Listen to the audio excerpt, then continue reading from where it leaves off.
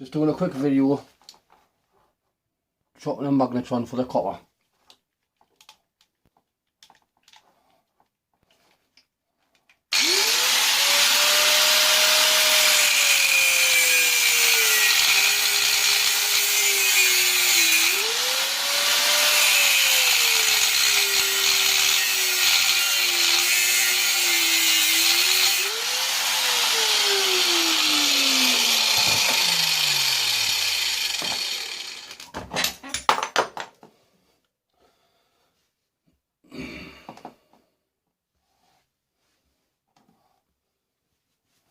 Right, this is what jumped over. Where that lip is here, cut down the middle.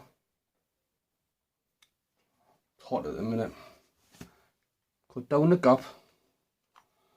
And that'll take that part off, the steel. So you're left with that bit. Once you've cut round it,